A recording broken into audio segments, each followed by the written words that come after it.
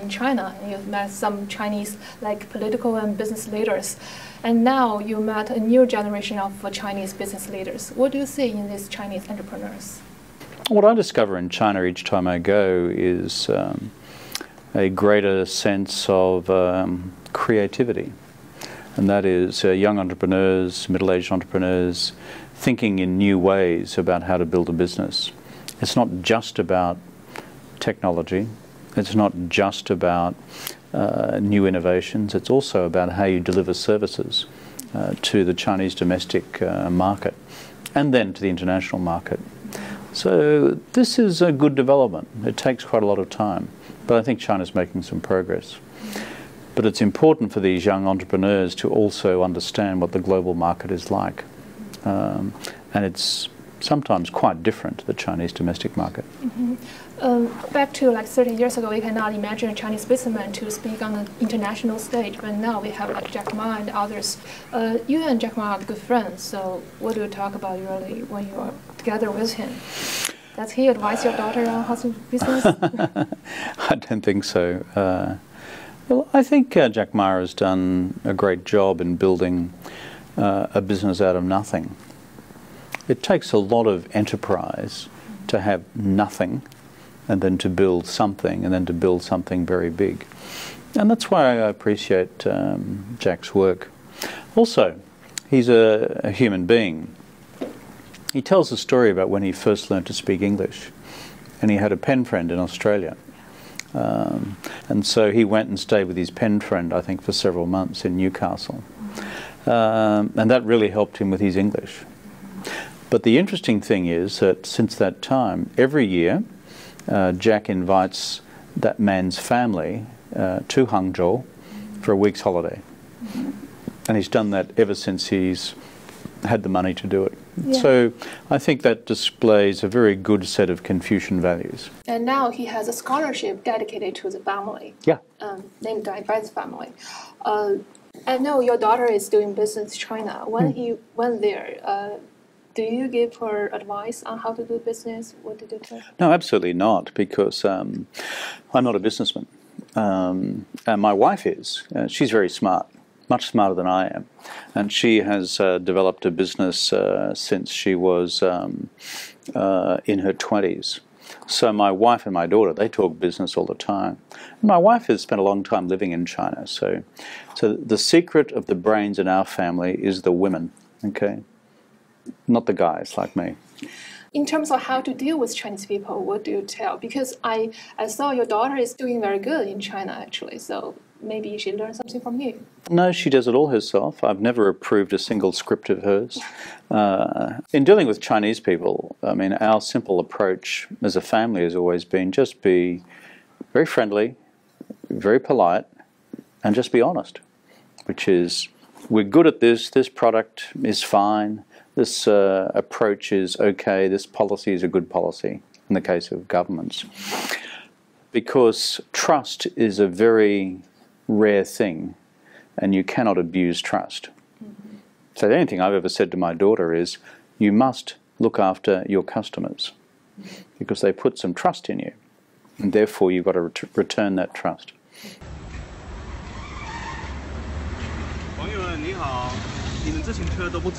I know you're a good biker. You ride a 飞鸽自行车 back in like 1984. Yeah, I always had my own flying pigeon, and flying pigeons were very good. Very simple, but nothing could ever destroy them. At that time, pigeon is still a luxury in China, but now you can see bicycles, like sharing bicycles everywhere. So China witnessed a lot of changes. What do you think is the most significant change? I think one of the smartest things that the Beijing municipal government has done is the bicycle system recently. What's Beijing got as a big advantage? It's flat.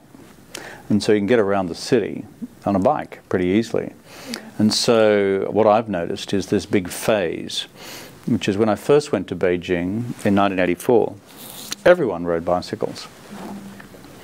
And then when I went back to China as Prime Minister and Foreign Minister and a Member of Parliament, practically nobody rode bicycles anymore.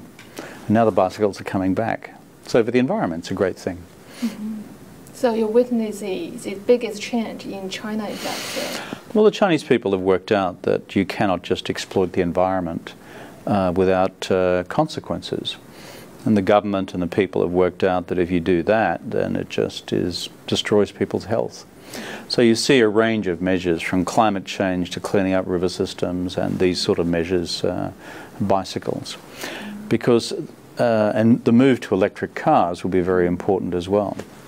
If everyone in China was to own a petroleum-based motor vehicle, 1.4 billion of them, frankly, I think you'd strangle China to death. And so moving to electric cars, bicycles, these sorts of practical measures, I think is the way to go. You see that bloke? He's French. His name's Napoleon. A couple of hundred years ago, he made this extraordinary projection. China is a sleeping lion, and when she awakes, the world will shake. China is today not just woken up. China has stood up, and China is on the march, and the question for us all is where will China go, and how do we engage this giant of the 21st century? If you start looking at the numbers, they start to confront you in a big way. It's projected that China will become, by whichever measure, PPP, market exchange rates, the largest economy in the world over the course of the decade ahead. They're already the largest trading nation, already the largest exporting nation, already the largest manufacturing nation, and they're also the biggest emitters of carbon in the world. You once said that there's always something new to learn about China. What's your latest new thoughts on China? I think my latest new thoughts on China is to see more and more evidence of China's self-confidence in the world. You read books about it and you read articles about it, but if you know as many Chinese people as I do, 比较多，不就是在网络是直接的，接触，他们对那个全世界的自信 ，self-confidence，越来越大。And I see this in people's individual behavior, their corporate behavior, the political behavior of the Chinese government and state. So I think what I see most is this growing self-confidence as China, having opened the doors in 1978, having reformed the economy through the 80s and 90s, and then having 走出去 after that. And then 10 or 15 years after 走出去, there is an increasing level of maturity about China's understanding of the world. It's not perfect, but what I see is a greater, more mature reflection of what the world is like, and a greater sense of comfort in working in the world. Like in your job, you wouldn't be doing this in New York 20 years ago, would you? True.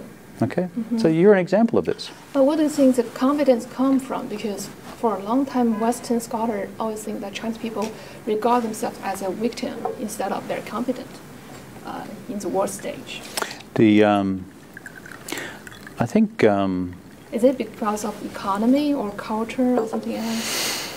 Well, I think one of the good things about Chinese culture is you have this whole emphasis on 谦虚, modesty and humility. This is not often the biggest strength in the United States. You know that, I know that, and hopefully the Americans won't hear this, so that'll be fine. But the great advantage that China has, I think there is an instinctive modesty about the culture and about behavior, and deferring to people. I think this is a good thing. Secondly, I think that is a good skill for understanding the world. If you go out into the world and your attitude is purely 100%自大, that doesn't help understand the world. You just create enemies that way. And so I think learning to take your time and to patiently understand the world is a very fruitful exercise, although it takes time. The third thing is just a very practical thing, which is the doors were shut for a long time, and then they opened. And now tens of millions of Chinese have gone out into the world. Probably now hundreds of millions, I'm not sure. either short-term or long-term. So the world is less of a mystery to the people of China. And then, of course, there's the point that you referred to, which is that China is now wealthier and as a country more powerful. The Chinese reformers of the late Qing dynasty dreamt of wealth and power. If you look at the traditional reformers of Yan Fu and Tan Tong and Liang Qichao and that whole period, even Kang Youwei, in the 1890s, prior to the Xinhai Geming, they always dreamt of how China could obtain wealth and power to deal with the Yang Ren, Yapian Zhanzheng Dengdeng. So that was in the 1890s. 100 years later, wealth and power has arrived. And so I think Chinese people sense that, and that also enables them to be more confident in the world. Even though, as you know and I know, China still has stacks of problems. Chinese leadership knows that as well. You travel to China a lot of times, and now you live in New York, so you know China, you know U.S. very well. In the past, we have a lot of people who work on the China-U.S. relationship very well, like Dr. Kissinger, like Mr. Paulson. What did you learn from their experience? I think with Henry Kissinger, who I know very well, what Henry has concluded a long time ago is, first, a country as old as China does not change its fundamental views of the world quickly or easily. I mean, you've had a philosophical system and a system of language which is now, 4,000 years old, 3,000 to 4,000 years old. And so, as a result, you have a deeply entrenched view of the world and a view of yourself. There are no other countries like that. There are no other countries which are big modern countries which are simultaneously ancient countries. Perhaps Iran or Persia comes closest in terms of continuity. So that's the one thing which Henry emphasizes. I think the second thing is if you're going to try and help US-China relations, it's best to do it quietly. It's a very good principle. It's very easy in politics and in international relations to 说大话。说大话很容易，但是最困难的一件事就是解决好具体的问题。后来不说。That, I think, is a very clever approach from Henry. As for Hank, who I know as well, and so he has had a different perspective to Henry's, who has always been a foreign policy, national security guy. But what Hank has seen is the evolution of the Chinese entrepreneurial mind. And so he is constantly encouraged by what China has achieved in its economy. And so I listen to both of them a lot, and I'm privileged to count both of them as friends. Just now you mentioned Paulson's difference from Dr. Kissinger. What's your difference from them two? I'm an Australian. That's a pretty obvious difference. And I have no illusions about my importance in the world. At the end of the day, I am a former Prime Minister of one G20 country. These guys were respectively Secretary of State and Secretary of the Treasury for the largest country in the world. And so these guys carry a lot of influence. So I don't see myself in their league at all. You once joked about Australians are good at bring the drinks. You provide a suggestion, go and get a drink. Just as you mentioned, China has a long history, and the U.S. is the most powerful country in the world. So how do you make sure that your suggestions are more likely to be taken and more operational? Well, at the end of the day, you can't guarantee that, because governments are governments. I have run my own government in the past, and governments ultimately make up their own minds. I think the key to successfully advising a government is to explain carefully your understanding of the interests of China and the interests of the United States. the interests of China as seen through Chinese eyes, but interestingly, the interests of China as seen through American eyes. And sometimes they're not the same thing. And by the same logic, it's important to explain to the Chinese American interests as the Americans see them.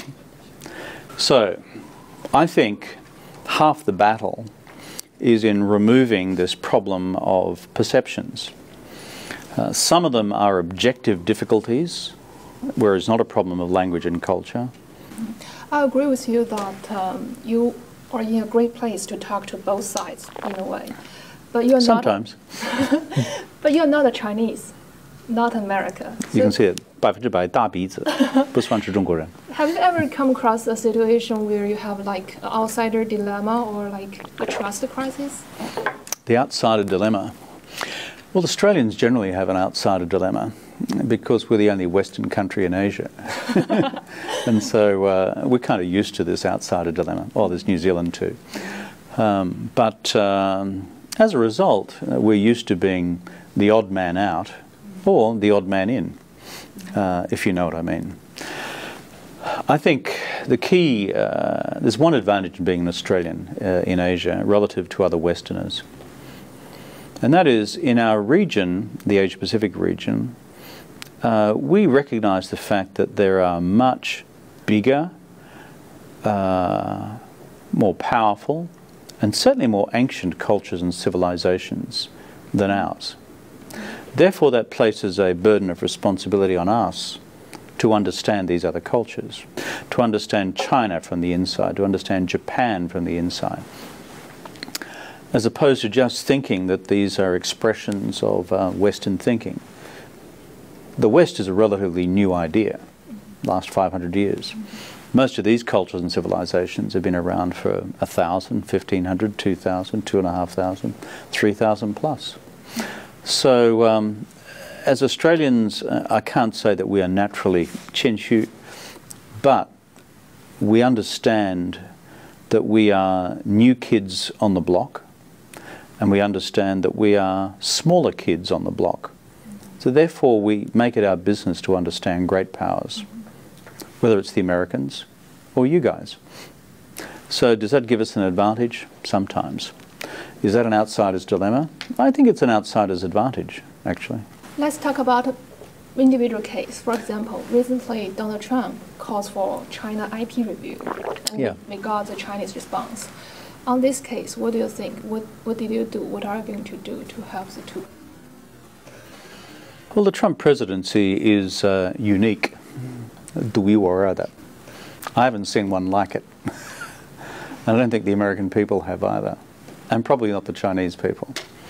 Secondly, it's a deeply protectionist government. And they said that before they were elected. They're going to protect American industry against foreign firms, particularly Chinese firms. And since the election, they've done that. They announced the abolition of the TPP before they even started. And now they're beginning to take measures against China. So what can be done about it by people like us? The argument I always put is, never forget, all of us, how we have benefited from open trade and open investment rules. Asia, including China, 30 years ago, while not poor, was certainly not rich. The big thing that's changed it is the whole wealth that has come through open trade and investment between the countries of the region and between the region and the United States, between the region and Europe. So people often forget this, that in decades past, our part of the world was not all that prosperous. But it's prosperous now because of open lines of commerce and investment and trade and business and technology flows and capital flows. So that's the first thing we emphasize, which is, and the second thing we emphasize is, it's very easy to trigger a trade war, which becomes an investment war, which becomes an economic war. And once you do that, our collective wealth collapses. So what we try to do is just to emphasize these two basic truths in our dealings with the Chinese and with the Americans. Will we have an effect or not? I do not know. Because, as I said, this is a unique presidency. So do you think protectionism or populism is only a short-term phenomenon or a beginning of a major, larger global trend? My attitude is not one of making broad predictions, partly because I'm still, if you like, a political activist, which is I want to see changes in a positive direction. And so I believe it lies within the grasp of the Chinese government, the European governments and the government of the United States to make the right decisions for the future, to keep economies open, to keep societies open, to keep markets open. Will they have the political resolve to do that? Well, that's the reason Macron was elected. And that's a reason why the far-right parties in the Netherlands were not elected. So, and that's why the far-right parties, even in Britain at the last general election, failed. In the United Kingdom Independence Party, UKIP. So you see, it's not just one trend towards protectionism. It's a very mixed trend. If you look at the opinion polling in Europe, it's fascinating. 77% of Europeans want to remain within the European Union. No, 77. 77%. 那是比较多嘛。And so the whole idea that concerns about cultural identity and protecting your culture equals closing the doors to global trade and investment is a false equation. In Europe, if you look at the opinion poll data carefully, 那是民意调查很清楚呢，一部分的那些因素都是我要保护我本人的我本地区的文化，与此同时呢，不一定等于保护我们的经济，或者采取那个保护主义方面的那个贸易措施。So it's a complex question. I think if policymakers can recognize the difference, we can protect our cultures, that's fine. But understand that our collective wealth lies still with a globalizing economy. The future of US-China relations, the head says there's a way forward. The head says there is a policy framework, there's a common narrative, there's a mechanism through regular summitry to do these things and to make them better. But the heart must also find a way to reimagine the possibilities of the America-China relationship and the possibilities of China's future engagement in the world. Sometimes, folks, we just need to take a leap of faith, not quite knowing where we might land. Is that your mission or your core value? No, I think if I've got a core mission or a core value, it's how can you bring about a set of circumstances where political leaders around the world change their thinking about the inevitability of conflict. Because in the back of the mind of most political leaders is a view that history teaches us that conflict is inevitable. So how can you change that? And that for me is a question of deep national psychology.